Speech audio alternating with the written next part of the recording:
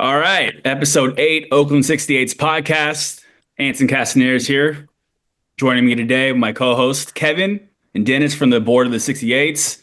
And a very special guest, Bryan Carmel, co-founder of the Oakland Ballers. Bryan, thank you so much for joining us tonight. Of course. Happy to be here. Thanks for having me, guys. Good. We're heading into year 2 of the Oakland Ballers season. And first things first, before we deep dive into today's episode, what is the difference between year 2 versus year 1? Because I remember year 1 was so fast, it was so rapid, like everything happened so quickly. I know that it was new for you guys to start a new organization together in a new league. Well, the league's been around for years, but it's a new team with all that success that it's had, coming off the heels of the drama with the Oakland A's and with their relocation issues. What has it been like for year 2 versus year 1? Much smoother. Last year we were a scrappy upstart, couple of people launching a baseball team. This year we are, we've got like 160 people on our front office. No, I'm just kidding. It's exactly the same. It's completely chaotic. There's more, it's exciting, and like we've been through it before. Like I just did the media day today with the players, and last year I did the media day and I was like, I don't know how to run a media day, like figure it out as you go. And it was like nice to have the institutional knowledge of like one at bat behind us. But the truth is, it still feels really startup-y. It just does. Like I thought that it was going to be super smooth, but we're still punching above our weight class and like, aiming really high and trying to create a fan experience that over delivers for the resources that we have. And I think we will deliver on that. But I think that when you pull the hood up, it's like it's incredibly there's a lot going on really quickly. Although I will say this, like last year at this time, we didn't even have, I wouldn't even say this time, like the day before opening day, the morning of opening day, we didn't have internet in our press box. Oh my God. We did not have internet. And we were like, what is this going to be Firefest? Like, are we heading towards a cliff? And we pulled it off at the last minute. And now it's like, all right, we've got internet, so we're a little bit ahead. We figured out a lot of things. So I'm probably selling us short. I'm coming off of a very chaotic day today, but like, yeah, more of the same, but incrementally better. Yeah, I remember opening day last year. I mean, I'm sure it was beyond chaotic for you, but I felt that things ran smoothly. Everyone was in high spirits, just considering the situation of Oakland baseball and professional baseball in Oakland. I thought it went well. I'm excited for year 2. There's a lot of cool things going on for this 6-game opening homestand versus the Ogden Raptors. We have opening night, obviously.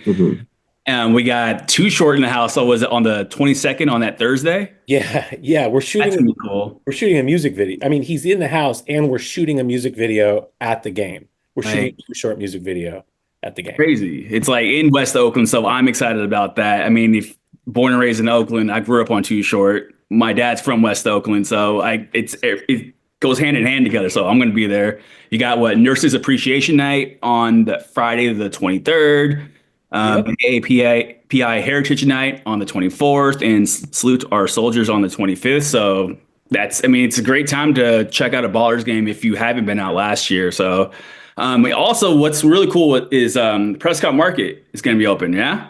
Prescott Market is open, and Yeah. it's great if you haven't been there. Like, yeah, smash burgers. I had one the other day. They're amazing. Great coffee. Like I can't tell you what that means for the neighborhood. First of all, you're seeing a lot of people like walking around. You're seeing like moms with strollers and people, riding their bikes and like walking their dogs. It's just catalyzed a lot of activity and like walking culture around the neighborhood. And so it's a really good vibe. It's like a huge lift for the neighborhood. Yeah. Have you noticed a lot more of just support around Oakland and around the East Bay with the Ballers, like just in terms of people wearing Ballers hats and T-shirts and things like that? Because I was in Orange County for work about a month ago, and I was at the airport, the John Wayne Airport, and I saw two Ballers hats. People wearing Ballers hats, and I was like, I did a double take. I was like, what? Like, so I yelled out, "Let's go Oakland!" to one person. It was like he was down the terminal. He gave me a little peace sign like that. Other person was like, "How do you know about the Ballers?" I'm like, "I'm from Oakland," and then we had that little moment, and it reminded me of when the A's were in good spirits with Oakland, and you see a A's fan Totally. outside of Oakland, you have a conversation with them, and it's like your best friend. So I love seeing the support. I love seeing people actually lock in on the Ballers in this new era of Oakland baseball. I can't imagine for you being a co-founder or co-owner just to see the support.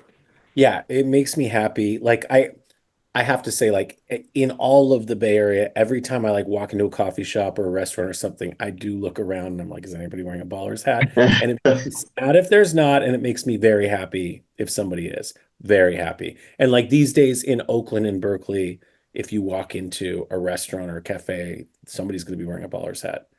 And I always go up and introduce myself. I can't help myself, you know.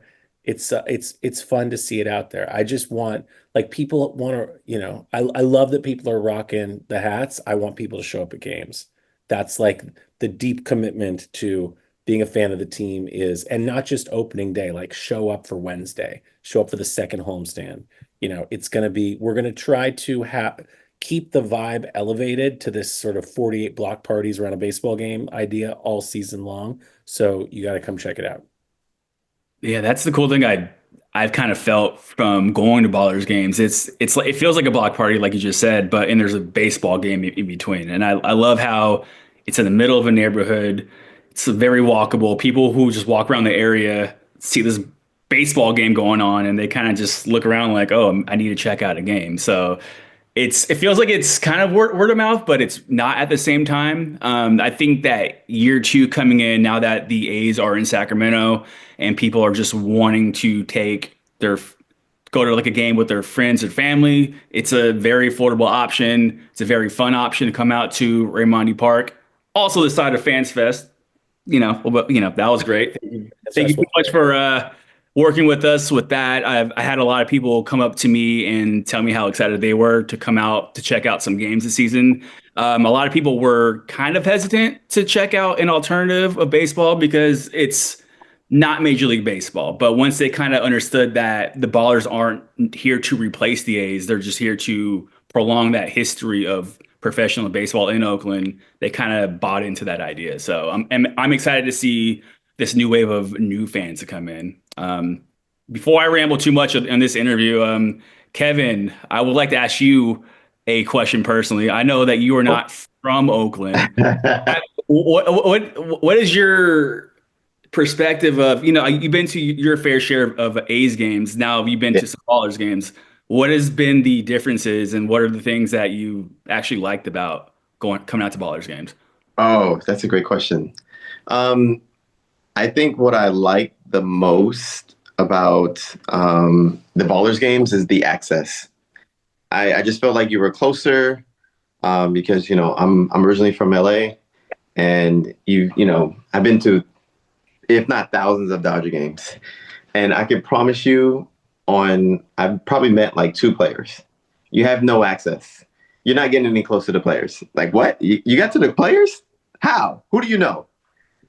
And the access you have to the Ballers is second to none because you can meet the players. I mean, my son, Hendrix, he's gotten countless balls from the Baller players, and they signed them for him. It's like the greatest moment of his day. He's like, and he's always looking for a foul ball, and he's like, oh, I haven't gotten a ball yet. I haven't gotten a ball yet. He's like freaking out by the sixth, seventh inning, and then it'll happen just all of a sudden. Like he'll get a ball, he'll go run over and grab it. And he's like, yes, yes. And those are like moments you want to provide as a parent, especially when you go to any game. But most of the time, it never happens. I mean, I think I caught one foul ball at a Dodger game, and this little girl looked at me with these puppy dog eyes, and I gave it away. And I was like, you know what? This is probably never happening again. It's gone. It's gone. It's So true. You're a kid at a ball. If you're a kid at a Ballers game and you were determined to get a ball, the baseball gods will shine upon you. You will get a ball, and then you will get that ball autographed. Like you can definitely do that if that's if that's like your determined goal, it's going to happen for you. Yeah. And I'm So also, that was the best part to me. It's like seeing my son have that moment, being happy, being excited to be there. I mean, I don't know if you saw him, but after about 3 or 4 months, he was walking around like he owned the place. I was like, sit down, sit down. He's like, no, no, I'll be back. I'll be back. They know me. that's how it was. Like when I grew up at the Coliseum, like my parents, they once I got comfortable, I just walked around that place, and I was a kid. Like they just sat in their seats, and I was just wandering around, and it's like the same thing at Raimondi. So I love to see that. And what I also like to see is that they're very accommodating towards the kids, like the players, even Ballers players, or even the opposing team. They're always throwing baseballs in the crowd. They're always interacting with the kids. They're interacting with the parents and things like that.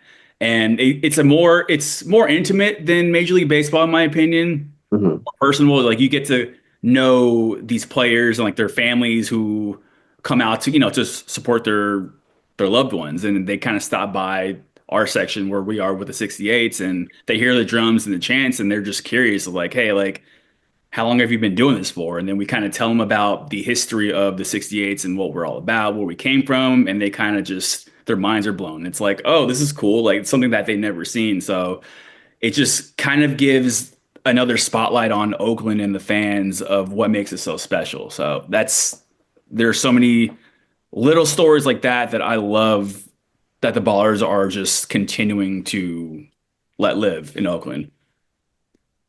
Dennis, how you feeling about season 2 of the Ballers? Definitely looking forward to it, man. We came up a little bit short last year, but just the fact they made the playoffs.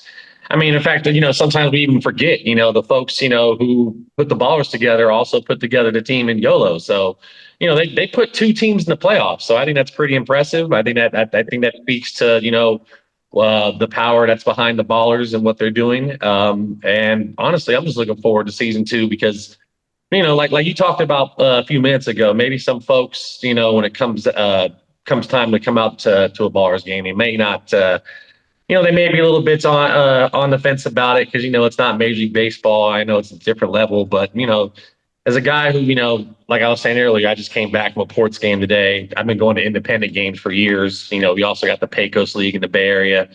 Well, some Pecos League teams in the Bay Area. That's another independent league.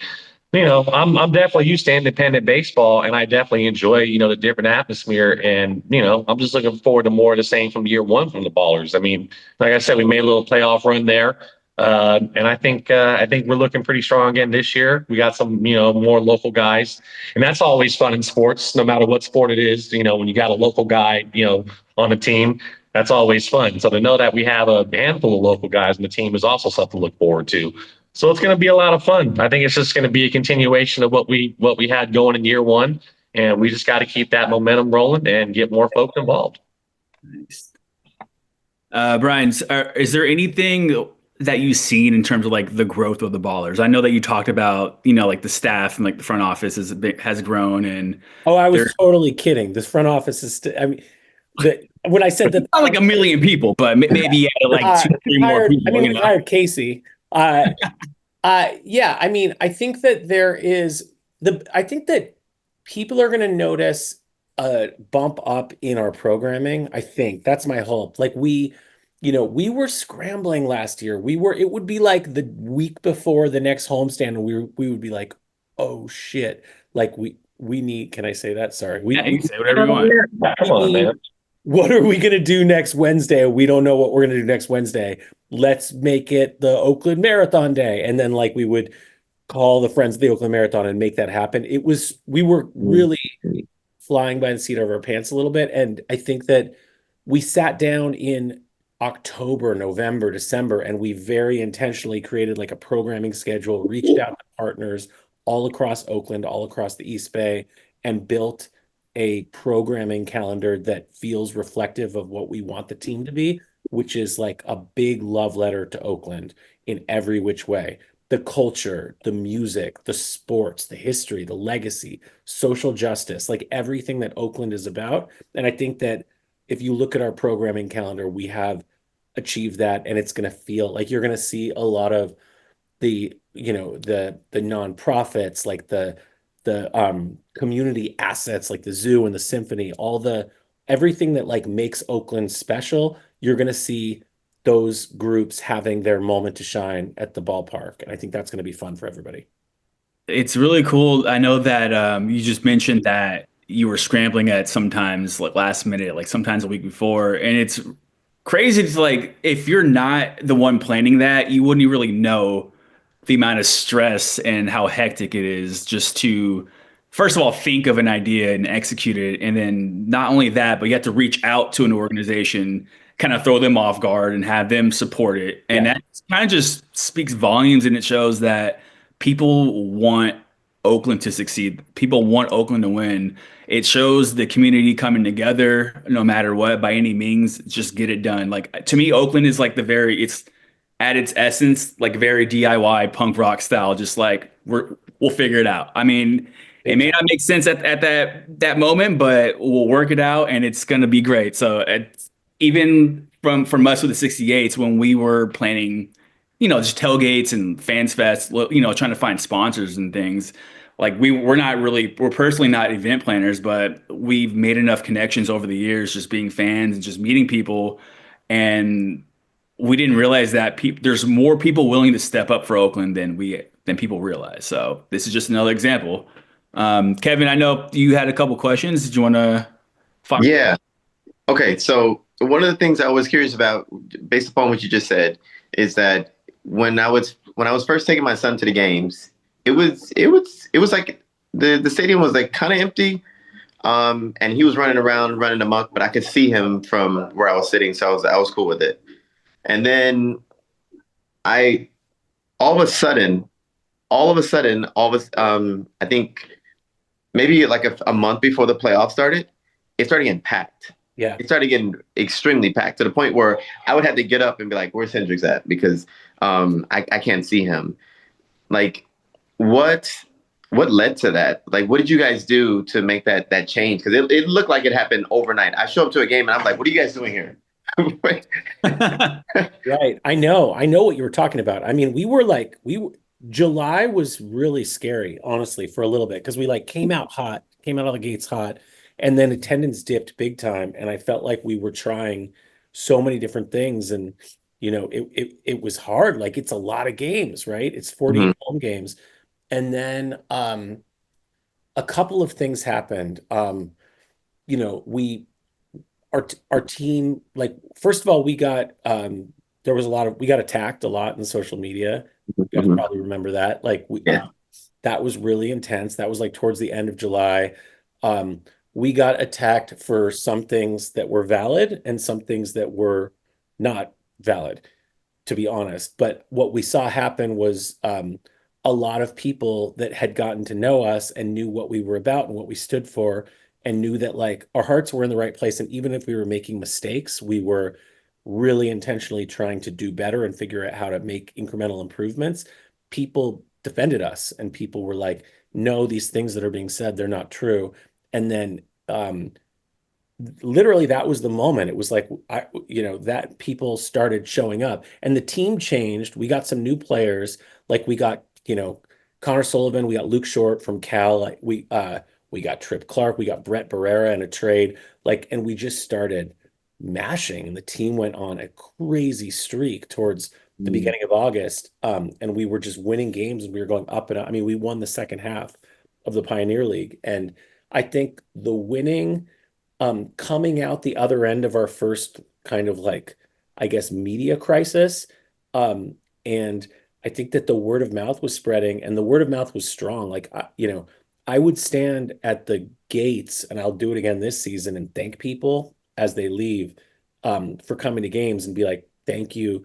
Please tell your friends. And people would like grab me by the shoulders and be like, that was amazing. Even games that we lost, people were like, thank you. This is so fun. Like I love this. My kids had so much fun. My parents had so much fun.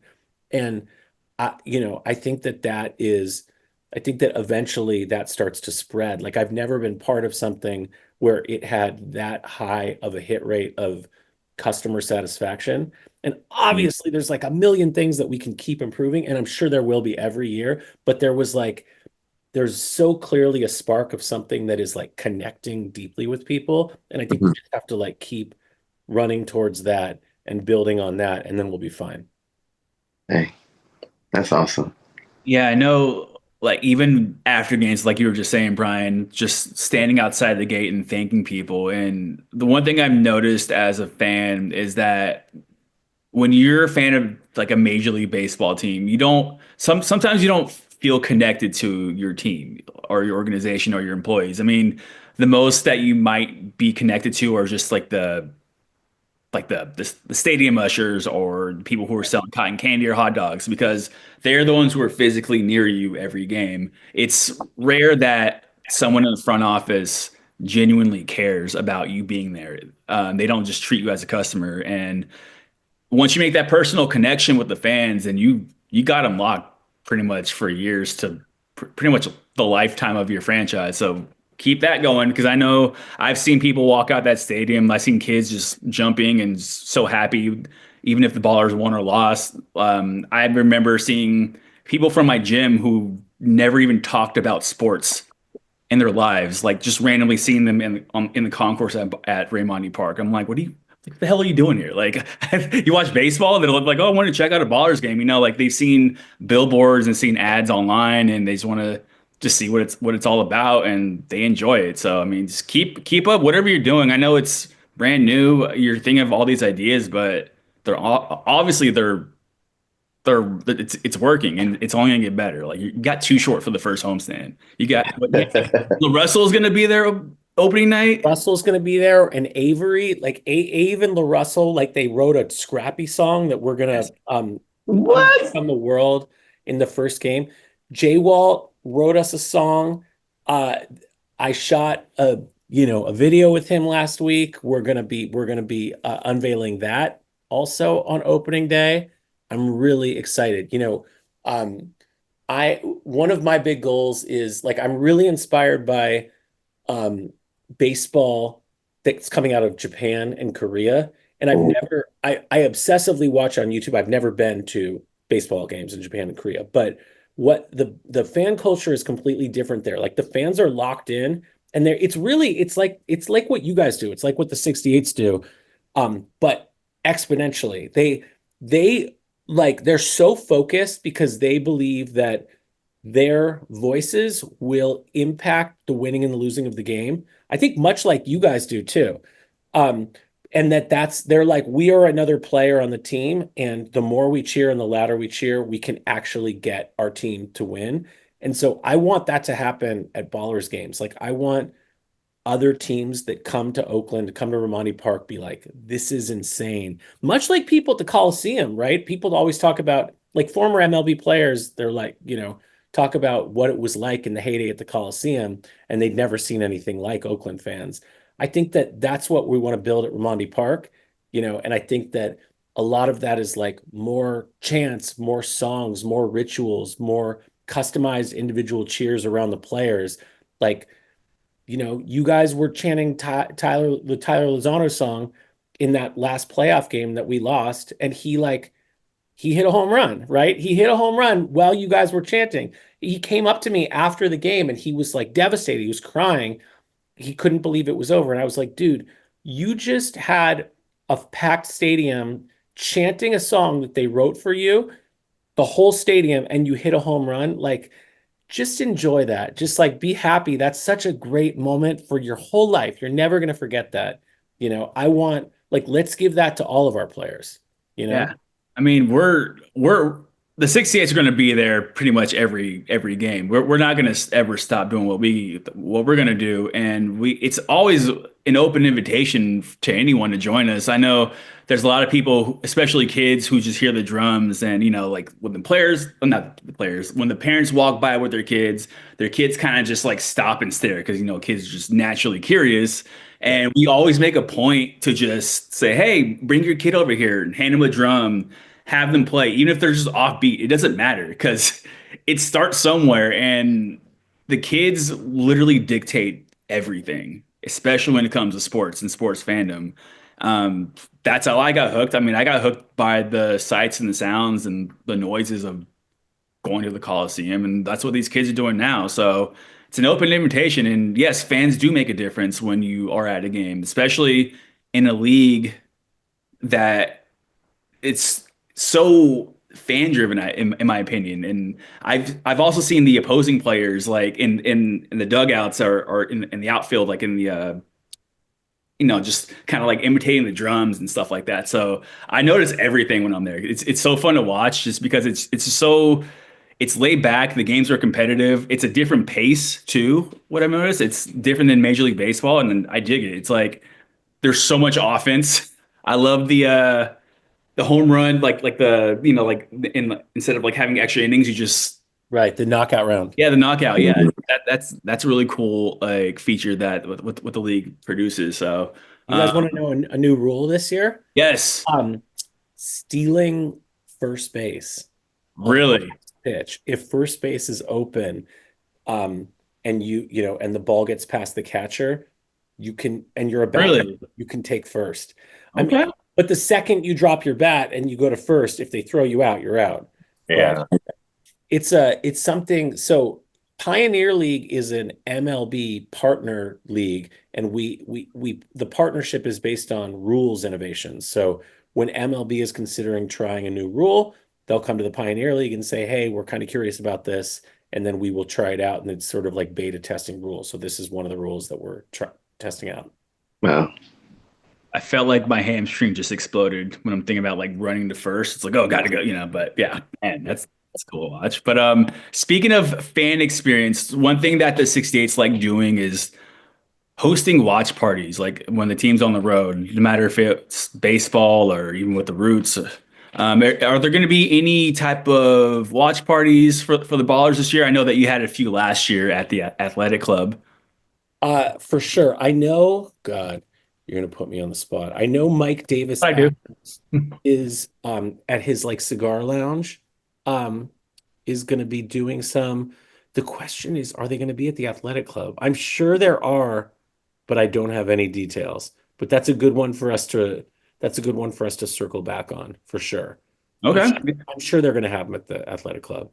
Yeah, I mean that'll be a cool like I mean this wasn't just came in my head. I mean what we like to do, we always like to just showcase different bars in Oakland just so people can go venture out to different parts of Oakland. Because when people think of Oakland, they think it's just all the same. It's really not. There's so many pockets of neighborhoods and just districts and just different vibes of Oakland. You can go Sure. you can do Rockridge, you can go out in the hills, you can do wherever you want, and you get a different experience of Oakland. So that's something that the 68s will probably work on. And yeah, whoever's listening, stay tuned because we have a lot planned this year especially for the Ballers. I know there's way more games to attend and to choose from baseball versus the Roots and soccer. So I'm excited. I'm really excited about Prescott Market being open. It's just a really cool place to go before a game and after a game.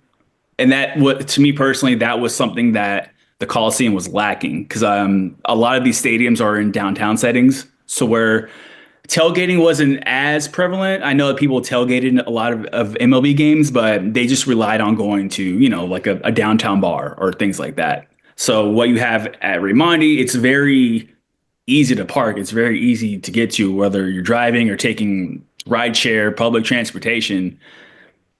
Go grab a burger, go grab a drink at the tap room. Like there's so many options to choose from, and go watch a baseball game, have a drink or some food over there. After that, go back over to Prescott Market, to support West Oakland. And West Oakland's growing, and I think it's perfect timing that you guys are just starting up just as they're getting revitalized.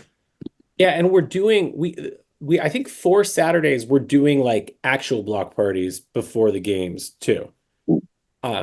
Like I know we're doing like a celebration of Ricky on June 21st. That'll be a block party, so we'll open up the concourse. The Saturday games are 4:35. We'll open up the concourse, I think at 2, and like come early. We'll be cooking out. There'll be food trucks. There'll probably be a DJ for a couple hours before the game. We're definitely doing that for Dia de los Ballers. Um, uh, and I'm trying to think. Oh, and Oakland Stands Up, which is a partnership with the Black Panther Alumni Legacy Network. So I know that last year it was we talked about this a few times. It was more challenging, not just convincing people to come out to a Ballers game, but just to I guess you could say take it seriously because it's not Major League Baseball. And people were just trying to get to their last game at the Coliseum or just enjoy whatever life that's left with the A's with Oakland. What's the most challenging part year two working with the Ballers, just making everything so much like just sustainable and just making things work in terms of like just selling tickets and all that? Because I don't think there's really a drop off in merch sales because I think with these new wave of teams in Oakland, you guys, everyone's killing it with merchandise. I think the design's great. It just shows civic pride. But besides all that, what are some of the challenges that you guys are facing?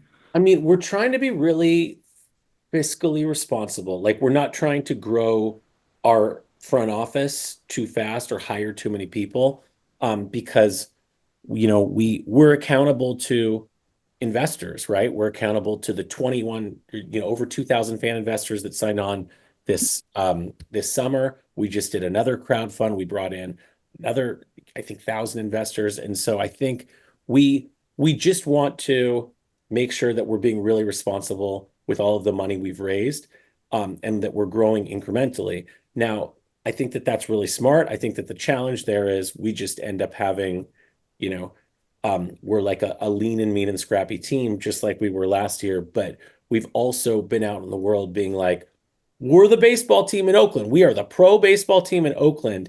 Take us seriously, like you guys said. And so everybody's like, cool. There's a certain expectation that's like a major league level of um, ability to accommodate special requests and customer service, unique situations and things like that. And we're trying our best, but we still are a small team. So I think that's, I think I think that the biggest challenge is just like the right degree to continue to grow the business, but in a responsible way.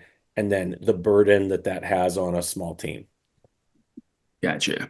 Are there any new upgrades at Raimondi Park? Anything that you can share from last year? Yeah. I personally love the murals were really cool that were just around the concourses. I thought that was a nice touch. Yeah, the murals, all local artists, those are dope. Those are still there.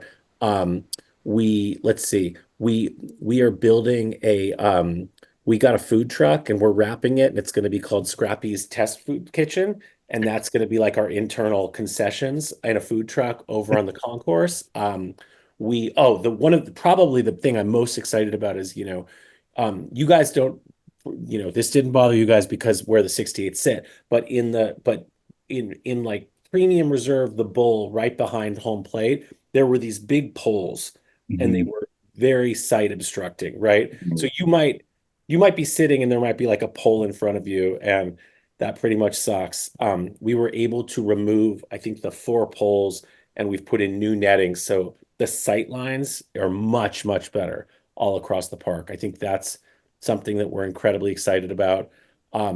New netting, new fencing. We built batting cages out in beyond the outfield. We didn't have that last year. I think those are the big things. It's small incremental increases from last year, but that are going to, I think, lead to a better customer experience. Mm. Got anything else, Kevin? Yeah, more of a personal question. Because I was listening to this interview and you said, I think you and Paul said you guys were always on the B team. So I'm curious, what kind of baseball player were you? And yeah, what position did you play? Sure. I played the bench. I think that my little league coach, like, I remember I was on a team called the Silver Bullets. I was so bad. They didn't realize that I was like closing my eyes and swinging at every single pitch. It took like 3 years into little league for them to be like, oh, he closes his eyes. That's the problem. Um, I was really bad at baseball. I loved baseball. I watched so much baseball. I was obsessed. I was like one of those kids who huge baseball card collector. I would clip the box scores out of the newspaper, but I wasn't like I was not a good player. Hmm. Yeah, and Paul, I'm sure was even worse. Definitely. Throwing another boss under the bus. Yeah. Well, have you seen Casey swing a bat? Casey's pretty good. Did you see Casey when he did a first batter, I think he ripped it. I think Did he? Jorge and him have a continual disagreement over who was able to rip the ball farther when they were the first batter. Yeah, since he's on the fan board, I think we should orchestrate a little home run derby. We should. Who can get it out of the infield more times? And that'd be kind of cool. Have like with like the fans and have like little That would be celebrity home run derby. I've always wanted to do that over there. I know we talked about doing that during Fans Fest too. I know. And then the field wasn't ready. We should totally do that. We could totally do that when the team's on the road. Doing that. Heard it here first. If it doesn't happen, Hey, remember Rock and Jock baseball on MTV? We should do something Yeah. like that, man. That would be fun. Like a charity game or something like that. what you got, Dennis? Anything you want to ask Brian while he's still with us? Well, actually, I kind of wanted to go back to what you talked about, what you guys were talking about a few moments ago about people taking the team seriously. It's funny because, as, sports folks, sometimes I think people get blinded, when they think about sports, they only think about, the big four, right? NBA, MLB, NFL, NHL. I think so, and to some degree also college sports. But I think sometimes a lot of people forget, like, the world of sports doesn't just revolve around these huge leagues. I mean, no matter where you're at on earth, I mean, I always like to say there's some sports going down, wherever, you know what I mean? Whether you're watching the independent league or, community college, sports. I mean, whatever there's something going on that's worth contributing your time to and worth watching. And I mean, and I say that as a guy who's been to over 1,000 MLB games. I've seen 4 no-hitters. I've seen 2 perfect games in person, So I have a real deal resume of seeing some cool shit. But I'll say straight up, some of the best sporting events I've ever been to are, like a basketball game at a community college for a team that was finishing up their season 3 games under 500, but it was a close game. Fans are getting into it. And that's when you see the pure essence of sports. So, when you think about being a sports fan, you think about, what you consume as a sports fan. Don't just relegate yourself to only looking at, the big leagues. I mean, there's cool stuff going down all the time. I mean, a couple months ago, not to get too into the woods about it, but a couple months ago on Amazon Prime, I discovered this basketball league called OTE, and they have games, twice a week on Amazon Prime, and it's for guys who are preparing to go to the NBA. They're not there yet, but these are guys who are in their late teens. And it was some cool shit, and I just happened to find that because I was just, screwing around Amazon Prime one night after, just after drinking a couple beers and saying, oh, I'm kind of bored, I need something to watch. Oh, here's some live sports, and this is fun as hell. So I encourage people to do things like that, to say, hey, you know what? There's some sports you can get into in your community or over the internet or something, whatever it is, that's something different, that's off the beaten path. And you should check it out, and I bet you'll have a good time. So, like you guys were saying, like, people need to take this seriously because, whether it's independent baseball or, whatever level of sports it is, like there's people who are giving their lives to this, and it's entertaining and it's worth watching. Yeah, and like this whole like the big four thing, like you're saying, I feel like this country relies on just clout. I mean, they just want the popularity, but Yeah. with me personally, I know there's a lot of people who feel the same. Like once March Madness rolls around, they watch college basketball over the NBA, and NBA is obviously superior over college basketball, even though college basketball is very popular. But it just Right. brings out the joy in the sport. You see the passion of these Yeah. players, and a lot of these players who are giving their all, a lot of them aren't getting drafted to the league. A lot of them are playing overseas. A lot of those players are like going to work at a car dealership. And no disrespect for people who work at a car dealership, but they're going to be in the workforce just like all of us. So Right. you just see the joy and the passion and the work ethic come out. And to me personally, I'd rather see that than some dude who's making $300 million going 1 for 7. Like, I don't know. Like, it's just I like seeing the joy come out. I like seeing that passion. I love seeing fans rally around that. And that's kind of what I felt opening night at the Ballers last year. And I know it's going to happen again this year. So yeah, like take it seriously because the players take it seriously. Just like you said, Brian, Tyler Lozano was crying after they got eliminated from the playoffs in the season because he cared. So were But the Right. 4,000 people in the stands, by the way. Like it, you Yeah. know. So I think, look, I think that the real value of a sports team, like what it should be measured is, why do we have sports teams? It's about bringing diverse communities together for a shared joy and a shared experience. And if that is the measurement, then I feel like we can hang with the big four leagues big time, because I again, it comes down to like when people feel something, like they feel an emotional connection when they come to our games.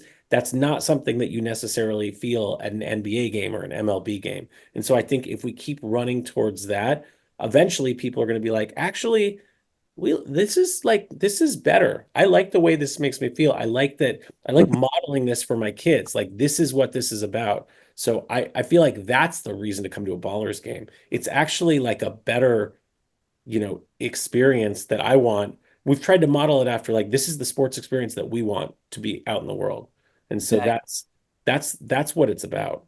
Yeah, if it literally feels like, yeah, like kind of like what you just said, it's because you guys were fans of Oakland sports, and it's more of I know that you guys have a business to run, but it feels like if I own a team, what you do, this is how it should be, and that's what you're doing, and it feels more fan centric, and I feel like that's the model that American sports need to run under, which obviously they're not. They're more driven and focused on revenue and how many suites can I fill and how big is my TV contract, and like which is cool because I know you need to make money and just to sign players and things like that, but they're getting away from the fans, Yeah. and that is Mhm. really important. That's what you shouldn't do because if there's a disconnect from the fans, they're not going to support, they're not going to show up, they're not going to be as passionate, and it's just going to be like this cookie cutter league, and it's just not fun anymore. Like even with my view of American sports these days, I still enjoy watching them. Don't get me wrong, I'm a huge sports fan, but just seeing just I guess it's me getting older and experiencing the sell movement with the 68s and seeing how corrupt Major League Baseball is and how these owners just despite the fact that they think that this whole moving the A's to Vegas thing is so dumb, but they voted yes. It's Right. like, okay, why am I going to waste my time watching this when I can just do anything else? I'd rather watch the Ballers. I'd rather watch another sport. So yeah, thank you for actually caring about the fans and like just making it seem like we're important because I do feel that personally. And I'm not just saying that because you're on the podcast. Like I tell this to a lot of people. It feels fun to be at a Ballers game, and I've always said this, and I'll say it a million times. In a perfect world, if John Fisher sold the team, the A's came back to Oakland, they committed to Oakland for forever. I would still want the Ballers around, and I would still go to Ballers games Yeah, because damn it's right. community and it feels good and it's civic pride. So what you guys are doing, it's great and keep it going. I know it's challenging at times. I can't imagine the stress that you probably have like on a week to week basis, but you guys are killing it, man. Like I've, we're all proud of you guys. We're always going to support you. We're always going to encourage people to go to games and like even Kevin, he's from LA. He's locked in on Oakland sports now and like his kids all like yeah, Hendricks loves going to Ballers games. I know Jorge's kids love going. I love watching them play the drums. They get to continue that tradition, what they had at the Coliseum. And my personal mission was kind of not to let that die. I wanted kids to come out to Raimondi Park and experience that same joy that I did when I was a kid. And that's what's happening at Ballers games, and that's kind of happening at the Coliseum for the Roots, and even at Merit for the Oakland Soul. We are out there on Sunday, so I'm glad to see that there's people who are from the area, from Oakland or the East Bay, who are keeping this tradition alive. They're not going to let it die, despite the fact that there's a lot of weird people online who live in a weird reality, which isn't reality, ironically, who just like to talk trash about Oakland. It's nothing to do in Oakland. I'm like, well, really? Because coming up, there's a Roots game, there's a Ballers game, there's a Soul game. We got like so many festivals. Like there's always something to do in Oakland, and sports aren't going anywhere. They're here. They're No, getting this is like a renaissance. This is yeah. like honestly like this because it is like about the community and it is I feel like this is the future of sports in America the way, I think that this is the antidote to the problems in our society, which are that we're incredibly divided, society's incredibly polarized, and we're like moving farther and further apart. And we need like a real space to be together, to look at people that are different than you and to have something in common. So to me, it's like this is the solution to the problems that we face as a society. Minor League Baseball is going to save America. You heard it here first. You got to clip that. God. Well, that kind of wraps up everything that I had to ask you, Brian. I don't know if Kevin, Dennis, you had anything else to add? Kevin, you got anything? I did want to know, like, are there any players on your team that you're really excited to watch this year? Like out of the new players or Yeah. Okay. Well, first of all, I just was at spring training today for the first time, Uh-huh. and only saw a little bit because we were doing our media day. But um, we've got a guy named Daryl Buggs, a center fielder. He's real fast, really strong, really good. Tremaine Cobb, a shortstop. Those are a couple guys that stick out. We've got, of course, like we've got a lot of great pitchers that are coming back. Most of our position players are new. I think let's see, Tyler Best and Tilo Tyler Best is an outfield infielder. He was with us in August, and I think him and Tilo are the only returning position players, but a lot of pitchers are coming back and really good ones. Zach St. Pierre, Luke Short, and Sully, both Cal guys. Brody Iglite, local guy from Martinez. These guys are all coming back. But it's a really big team. Carson Lambert's coming back. Really, really big team. A lot of like big hulking guys. It's like it's early days and I don't know. And I don't honestly like you can't look at these guys in spring training and really know what you have. Like I feel like it's going to be a few weeks into the season. I remember last year there was like one player who in spring training, he literally got a hit every at bat. And I was like, oh my God, that guy's going to be a beast. And then he like started the season on an 0 for whatever slump. And then unfortunately he got cut after about a month. So, I don't have like the trained baseball eye. I have to listen to, the smart baseball people like Aaron Miles and Don Wakamatsu, but they tell me that our team is looking really strong. So Also, was it Michael O'Hara? Am I saying the last name correctly? Michael O'Hara, yeah. Yeah. I met him at the First Friday event with the Ballers in Alameda at the Bay Farm at the golf course. He's very excited to play for the Ballers. It was weird like hear him talk about the 68s because he grew up going to yeah, he's from Danville. He grew up going to Coliseum. Yeah. And it was weird because I was just talking with Casey and he introduced me to Michael and he was like, "Oh my God, I love you guys. You guys are legends. I used to look up to you." I'm like, "Whoa, I'm just a dude. I don't think of myself on any type of platform at all. I'm just a fan." Just hanging out with my friends, like Yeah, that's literally what it is. But it's really cool to hear that from like active players and people who were probably kids who just watched us play the drums and just tailgate and act dumb at like 80,000% of the time. And here they are playing professional baseball and just giving us all this love. So that's why you guys got to write songs. You guys got to come up with cheers for all these guys. Well, Russell, where are you at? I'm gonna be your ghostwriter. But when I listen to like what you want to create, it really, really reminds me of like I make fun of Anson all the time because he's a Man U fan, but I do too. It really reminds me of like Liverpool. Like every guy has a song. Like sometimes I'll drive over to San Francisco just to watch a game at a pub, because there's nothing better than a fan experience when you're with a group of people. Yeah, I mean, I've never met most of these people. They most of them, they live in a city, and we're sitting there cheering together, yelling at the TV, mad, sad. You're going through the trials and tribulations, emotions. You're drinking a beer, sometimes 6 o'clock in the morning, and you walk out and you're just like, that was the best thing I've ever done. And that's why, like, in a lot of ways, like, as much as I tell you, like, if I haven't said it so much in so many words, like, I'm thankful for the experience you gave to my son.